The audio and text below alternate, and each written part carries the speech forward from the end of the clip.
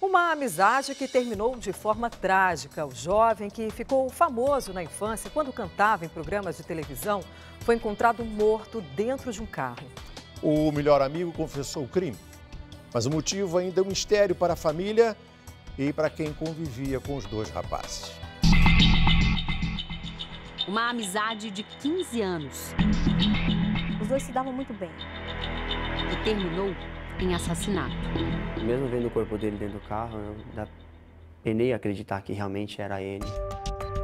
Um crime que permanece sem explicação. Foi uma cena de ódio. A vítima é Khalil Tarra, de 26 anos, famoso na infância por cantar em programas de televisão. O apresentador Moacir Franco conviveu com ele. Ele nunca se guiava pelas perguntas. Ele era danadinho. Ele saía falando o que ele tinha vontade. Muito espontâneo, muito doce, um menino espetacular. E quando ele falava, os olhos dele viajavam, entendeu?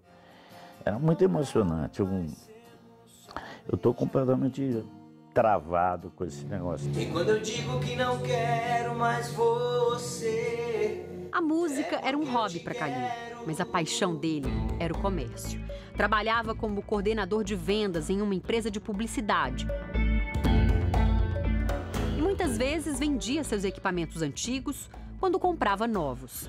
Foi assim que surgiu a dívida de José Antônio Melo do Nascimento, de 31 anos, com Khalil, um de seus melhores amigos. Um celular que ele havia comprado, ficou devendo uma parte, um videogame, coisas assim, teclado, coisas de... não era uma dívida, um montante só, era o acúmulo de várias coisinhas. Quarta-feira, 29 de maio, 11 da noite. Khalil e José Antônio combinam um encontro na casa dos pais de José Antônio. Ele diz que precisa desabafar. Os dois seguem para um trailer de fast food. Na volta, os rapazes conversam dentro do carro. Ninguém sabe se houve ou não uma discussão. José Antônio ataca Khalil com uma faca, coloca o corpo dele dentro do porta-malas, assume a direção do veículo e dirige até o combustível acabar. Com o tanque vazio e o corpo do Khalil no porta-malas, José Antônio abandonou o carro nessa curva durante a madrugada. De um lado, um terreno baldio, do outro lado, também. Uma rua que fica a 23 quilômetros do local do crime. Recentemente, a área foi usada pelo crime organizado para deixar corpos de vítimas do chamado Tribunal do Crime.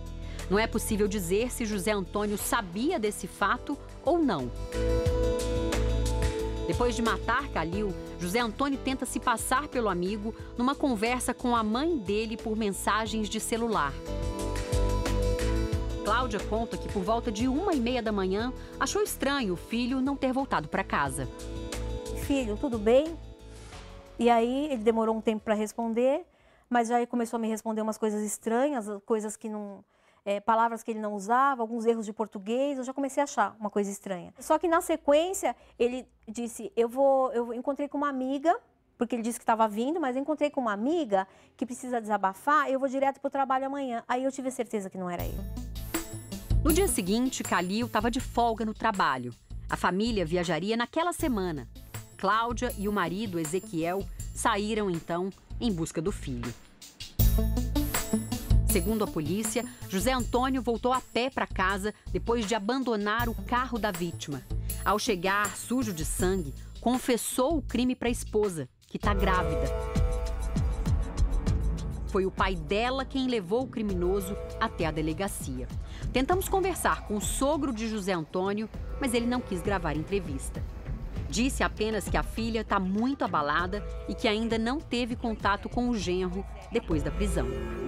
Aqui na delegacia, José Antônio revelou que vivia uma situação financeira difícil. Aluguel atrasado, contas vencidas e uma dívida com Khalil de mais de R$3 mil.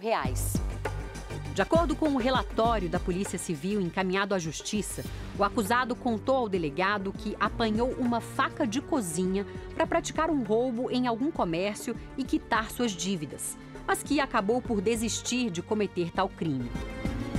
Ainda segundo a polícia, José Antônio relata que, após fazer um lanche com Khalil, os dois iniciaram uma conversa sobre a dívida, passando a discutir.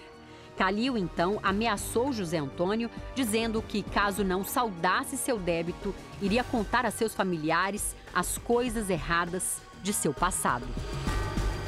Na delegacia, José Antônio disse que ficou desesperado com as ameaças, que sempre tentou preservar os pais de saber sobre suas traições, mas não especificou que tipo de traições, que coisas erradas de seu passado os pais não podiam saber. O depoimento continua. José Antônio diz que lembrou-se da faca que estava em seu poder e passou a desferir golpes contra a vítima. Segundo a perícia, foram mais de 30 facadas. A família de Calil não acredita que ele tenha sido morto por cobrar a dívida. Uma dívida que já estava renegociada, segundo conversas dos dois amigos na rede social. Tony pagou a primeira parcela, a segunda parcela ainda ia vencer quando ele cometeu essa atrocidade. Esse álibi que ele está usando de dívida não existe. Não existe dívida. Existia uma dívida, mas não existia a cobrança, porque ela não estava nem em atraso. Apesar de toda a violência, José Antônio era considerado uma pessoa calma. Mas ele sempre foi um rapaz tímido, assim, cabisbaixo, que fala, pelo menos comigo, né? Que falava pouco. Abalado, o pai dele diz que não entende o que aconteceu. Filho bom, ótimo. Filho. E o que será que aconteceu para ele esfaquear o Calil, hein? Só ele que sabe. Diogo era muito amigo de Calil e de José Antônio. Me chocou mais foi a questão do corpo dele dentro do porta-mala. O som do carro foi arrancado. Então ali eu percebi que ele planejou. Tinha alguma questão de disputa, competitividade na relação do Tony e do Calil? Jamais. Pelo menos não nada que seria notado, né? Nós nunca notamos nada do tipo do Tony e do Calil. Era uma amizade muito forte. Cláudia esteve frente a frente com José Antônio na porta da delegacia. Todo aquele menino humilde, cabisbaixo, simples, que eu conhecia, estava totalmente transformado. Ele estava com as mãos para trás, mas ele estava com os ombros erguidos, a cabeça para frente, assim, numa postura de arrogância, de dever cumprido, uma coisa muito estranha. A situação, a forma com que ele foi morto, que me dói muito de pensar nisso, muito, porque eu cuidei muito do meu filho, fiz tudo por ele, e depois pensar em quem foi.